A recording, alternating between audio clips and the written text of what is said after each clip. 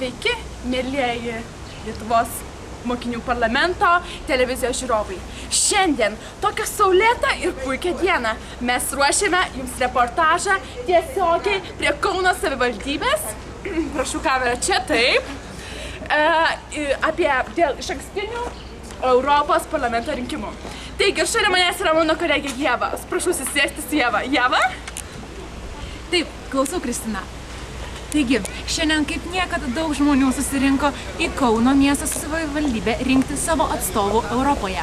Ir mes šiandien norėtume iš jų paprašyti šiokio tokio palinkėjimo tiems, kurie nežada eiti į Europos parlamento rinkimus sekmadienį. Taigi, pasiklausykime, ką jie nori palinkėti mūsų jaunimui bei kitiems Lietuvos piliečiams. 1, 2, 3, pradedam! Sveiki visi! Mes ką tik iš balsavimo vietos išėjom, gavom labai gražius blizgius pažymėjimus, vien dėl to verta ateit. O iš tikrųjų, rimtai kalbant, tai kiekvienas balsas gali įtakoti Lietuvos ateitį ir visus kviečiu ir aš asmeniškai ir mano draugė balsuoti.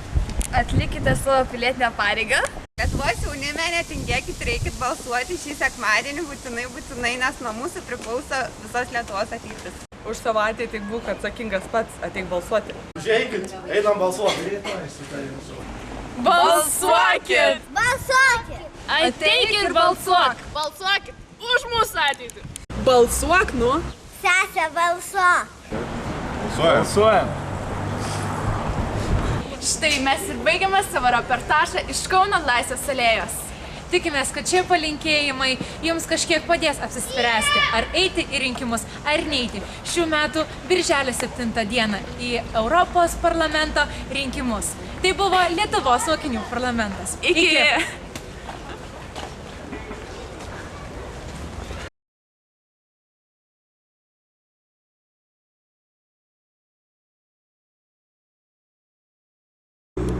Ieva, einam į Europos parlamento rinkimus.